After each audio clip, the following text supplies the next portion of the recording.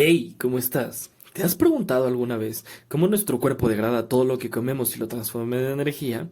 Si tú estás aquí es porque sabes que las macromoléculas principales que están presentes en nuestra comida son carbohidratos, lípidos y proteínas. Ya sabes, sin eso básicamente no vivimos. Entonces, hoy te vengo a contar cómo la enzimología nos da respuesta al funcionamiento de glicosidasas, lipasas y proteasas. Para que me entiendas bien lo que te voy a explicar durante los próximos minutos, quiero que tengas presente lo siguiente. La forma de funcionar de una enzima es muy diversa y depende de en dónde y cómo actúe. Mira, quizás ya lo sepas, quizás no, pero las enzimas se clasifican en 6 grupos, según lo que realizan y, según el comité de nomenclatura, están así. S.1, que son oxidorreductasas, punto 2, transferasas, punto 3, hidrolasas, punto 4, liasas, punto 5, isomerasas, punto 6, ligasas. Hoy me voy a centrar en las hidrolasas, que como su nombre lo indica, catalizan las reacciones de hidrólisis. En términos muy fáciles, las enzimas degradan o forman productos específicos a partir de su unión a un sustrato. Verás. Las enzimas, según cómo esté dada su conformación, pueden ser más hidrofóbicas o hidrofílicas. Si su conformación presenta gran cantidad de hélices, esta enzima será hidrofílica. Pero, si su estructura se basa en puras láminas, entonces este será hidrofóbico. Esto ayudará en gran medida a la especificidad de una enzima con el sustrato, dependiendo de la necesidad de este. De igual manera, lo que dará más especificidad a una enzima será la forma en cómo un sustrato específico se podrá unir a una enzima única, formando así un complejo de llave-cerradura, que calzará perfecto el uno con el otro. Pero para esto hay que entender que de donde se une específicamente el sustrato es el centro activo de la enzima. Este centro activo suele estar formado por residuos de aminoácidos que son esenciales para la catálisis. Además, que estos residuos también suelen dar el sentido de orientación al sustrato. Es decir, por las diferentes interacciones que se tenga entre el centro activo y el sustrato, este va a entrar con una orientación y una posición específica de todo lo que está formando el sustrato. Por ejemplo, digamos que el sustrato entra de esta forma. Ya, eso es específico. Pero si el sustrato tiene interacciones con la enzima, por ejemplo aquí, justo en el medio de todo, eso hará que la enzima sea endopeptidasa. Pero si por ejemplo se va aquí o aquí, eso será una enzima exopeptidasa, que como te dije, dependiendo de cómo se componga el sustrato, puede tener diferentes interacciones, como con enlaces N-terminales, C-terminales y así. Además de esto, también hay que tener en cuenta que algunas veces existen cofactores que son ultra necesarios para que se puedan unir y formar este complejo enzima-sustrato. En este caso, hará que una de las enzimas tenga una catálisis nucleofílica, que es cuando se une el sustrato por puras interacciones normales, o también puede ser una catálisis electrofílica, que es cuando se une un cofactor. Y este cofactor es necesario para estar de intermedio entre la enzima y el sustrato. Eso también dependerá si el cofactor es de origen orgánico, como puede ser una vitamina, o de origen inorgánico, en cuyo caso se llamará una metaloenzima. Y por último, quiero que entiendas que la actividad de catálisis puede ser negativa, o sea que una enzima puede disminuir parcial o completamente su actividad dependiendo mucho de los requerimientos del metabolismo para generar un producto a diferentes tiempos. Es así que un inhibidor enzimático puede actuar de forma reversible haciendo que, por ejemplo, la velocidad de reacción disminuya temporalmente o que simplemente se detenga por un periodo de tiempo. O como también puede actuar de forma irreversible, destruyendo el centro activo de la enzima, haciendo que ésta más nunca pueda trabajar. Un caso en el que una enzima puede trabajar según la necesidad de nuestro cuerpo puede ser, por ejemplo, un zimógeno. Esta es una enzima inactivada y está almacenada en nuestro organismo hasta que sea activada de nuevo. Por ejemplo, cuando necesitamos degradar, por ejemplo, el desayuno que te acabas de mandar, entonces, si tu cuerpo reconoce que comiste, el zimógeno será activado porque así lo requiere tu metabolismo. Evidentemente, dentro de las formas en las que puede actuar una enzima y los mecanismos de regulación enzimática en las rutas metabólicas de nuestros hermosos cuerpos, existen muchísimas más cosas a tener en cuenta, ¿no? Pero considero que los que te acabo de mencionar, de una forma muy general, te van a servir para que me sigas el paso con lo que sigue.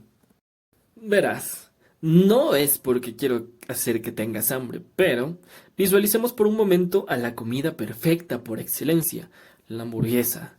Piénsalo, Tiene tres de las macromoléculas esenciales que necesitamos, unos ricos carbohidratos, sus dosis de lípidos y la proteína que más te haga feliz en este mundo, carne, quinoa, pollo, lo que prefieras. Y ahora que ya te la imaginaste así calientita en tu mano, ¿qué pasó? Tu boca produjo saliva, ¿verdad? Excelente, porque este es el primer paso para conocer el mundo de las enzimas. Verás, la saliva no solo se compone de agua, sino de mucina, que le da la viscosidad, y lo que más nos interesa, la amilasa salival. Esta es la que empezará con los procesos de degradación. Déjame te explico. La amilasa salival o alfa-amilasa pertenece a la primera subclasificación de las glicosidasas, que a su vez es la segunda clasificación de las hidrolasas, que son las que ya te mencioné antes. Verás, te quiero detallar un poco más esto. Las glicosidasas en general suelen tener una estructura conformada por puras hélices, lo que hace que tengan un carácter mayormente hidrofílico, y como ya sabes, estas son capaces de ser endopeptidasas o exopeptidasas. En el segundo caso, actuando sobre el carbono inicial o el carbono final. La característica principal de las glicosidasas es que existen glicosidasas de inversión y de retención, y estas suelen actuar de una manera o de otra dependiendo de las necesidades de la reacción, siendo así que las glicosidasas de retención pueden fusionar como una base o como un ácido para unirse a las cadenas de sacáridos y poder o bien introducir o poder sacar alguna macromolécula. En cambio, las glicosidasas de retención no necesariamente tienen que sacar macromoléculas, sino que más bien suelen generar reacciones intermedias con productos específicos que llevan a tener productos intermedios deseados, pero el producto final puede mantenerse igual que en un principio. En fin, para las glicosidasas hay dos vías. La primera, donde hidrolizan compuestos con enlaces O y S glucosídicos, y la segunda vía, donde se hidrolizan compuestos con enlaces N-glucosídicos. Estas, si bien son muy importantes, no hablaré mucho. Solo te diré que son tan importantes que intervienen en la formación de productos como bases púricas y pirimídicas para la formación del ADN, al igual que compuestos como NAD y NAD-fosfatado, que son coenzimas importantes en casi todas las rutas metabólicas y anabólicas de nuestro cuerpo. Como viste ahorita, la alfa-amilasa pertenece a la primera vía. Esta inicia la digestión de polisacáridos que contiene 3 o más unidades de D-glucosa unidas. Cataliza la hidrólisis de enlaces internos, produciendo una mezcla de maltosa, isomaltosa, pequeñas cantidades de glucosa, así como pequeños oligosacáridos lineales y ramificados que se llaman dextrinas. En este caso, hará que el pan de nuestra hamburguesa, que tiene almidón, que es un polisacárido, se empiece a degradar. Verás, la alfa-amilasa es una enzima fijadora de calcio, o sea que el sitio activo de esta tendrá una unión a cofactores como calcio más 2, haciendo que la catálisis sea electrofílica para el sustrato, pero esto es recién a nivel de nuestra boca.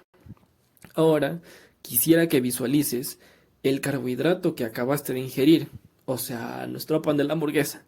Imagínate que baja el estómago y luego baja el intestino, que es donde están las mayores cantidades de enzimas degradadoras, como por ejemplo el jugo intestinal, donde entre muchos componentes, solo los que degradan glúcidos pueden estar la amilasa pancreática, por ejemplo, que igual actúa sobre el almidón, glucógeno, polisacáridos y oligosacáridos relacionados, produciendo beta-maltosa por inversión, que ésta actúa en los extremos de polisacáridos.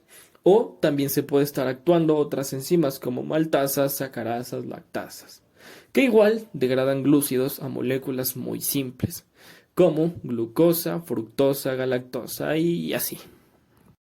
Ay, bien, ahora que ya conociste las glicosidasas, ¿qué te parece si vamos con otro grupo de las hidrolasas? Y ahora veamos cómo se degrada esa suculenta proteína de nuestra hamburguesa. Verás, para que suceda esto, tiene que intervenir una proteasa. Según la clasificación de las proteasas, van a actuar de diferente manera. Para empezar, las proteasas son S.3, obviamente por hidrolasas, son .4 por actuar sobre enlaces peptídicos y, dependiendo de sobre qué enlaces específicos trabajen, hay hasta 99 entradas. Pero las que son más importantes en nuestro cuerpo y las más estudiadas son 4 en específicas, que van desde el punto 21 hasta el punto 25, que son las serinproteasas, las cisteinproteasas, aspartilproteasas y metaloproteasas. Las proteasas, de igual manera, pueden ser endo o exopeptidasas, ya sea que si actúan en el medio de la cadena o si actúan en los extremos. En este caso, por ser una proteína, los extremos serían N-terminal o C-terminal. Pero eso sí, estas pueden degradar cualquier estructura proteica excepto el colágeno. Ten en cuenta eso. Lo que suelen producir las proteasas son fragmentos de proteínas, es decir, rompen las proteínas en muchísimos pedacitos y por lo general también dejan por ahí algunos aminoácidos libres. Verás, la característica más esencial de estas proteasas primero es cómo está formado su centro activo y cómo estas proteasas son capaces de retener a las moléculas bajando su energía de activación para que se dé una catálisis muchísimo más rápida y eficiente. Y, en segundo lugar, es la segregación de proenzimas a las que también se les llama zimógenos, que están siempre presentes hasta que se requiera su uso. El centro activo de las proteasas, en muchísimas ocasiones, al igual que algunas hidrolasas, tienen lo que se suele llamar comúnmente como una tríada catalítica, es decir, 3 aminoácidos que funcionan como un complejo. Es un complejo ácido-base nucleófilo, que producen una catálisis covalente. Normalmente, como base, la histidina es el aminoácido por excelencia para este trabajo. Las proteasas también tienen en su sitio activo, el que acabo de hablar, un hueco cianiónico. Este es un hueco o bolsillo que estabiliza la carga negativa del estado de transición sobre un oxígeno o un alcohóxido. Esto hace que, como te comenté, se retenga el sustrato tan específicamente que ayuda en la estabilización de los intermediarios de reacción, al formarse puentes de hidrógeno con los grupos aminos del esqueleto de 2 residuos de esta estructura. Pero deja ya a un lado tanta explicación. Mira, si yo quiero degradar la proteína de la hamburguesa, las proteasas más típicas que vamos a encontrar en nuestro estómago e intestinos, verás, ¿te acuerdas que yo hace rato te hablé del jugo intestinal? Pues en este también habrá enzimas digestivas para proteínas, como tripsinógeno o también en los jugos gástricos donde habrá pepsinógeno. En el primer caso, el tripsinógeno es una enzima que se produce en el páncreas, que esta es activada por otra enzima llamada enteropeptidasa, que esta vendría siendo una serinproteasa. Esta enteropeptidasa elimina un péptido del tripsinógeno. ¿Te acuerdas que te dije que habían enzimas que se almacenaban hasta que uno las requería? Sí, este es el caso. Este tripsinógeno es un zimógeno. O sea que cuando nosotros comemos, el cuerpo manda señales a la enteropeptidasa para que active el tripsinógeno. Y como ves, cuando se activa, se deriva en tripsina, quimotripsina. En el caso de la tripsina, son endopeptidasas y cortan extremos carboxílicos C-terminales. Y la unión es electrófila gracias a una tríada catalítica y a un cofactor que en este caso otra vez puede ser calcio más 2. Este cofactor se suele unir a la serina del sitio activo y este sitio activo atrae en especial residuos de lisinas, argininas de las proteínas. En el caso de la quimotripsina, tiene un centro activo con una tríada catalítica de ácido aspartico, serina y histidina. La unión con los subproductos de la digestión de proteínas es preferente con residuos de triptófano, tirosina, fenilalanina y metionina, que serán hidrolizados en el carbono C-terminal. En este caso, la unión es nucleofílica, en especial con el residuo de serina 195. En el caso del pepsinógeno, este también será un zimógeno que de ley tiene que ser activado para que se convierta en pepsina. Así que esta pepsina vendría siendo una endopeptidasa que en su sitio activo tiene 2 ácidos asparticos que interactúan con las uniones fenilalanina y fenilalanina-tirosina, o sea, es un ataque nucleofílico.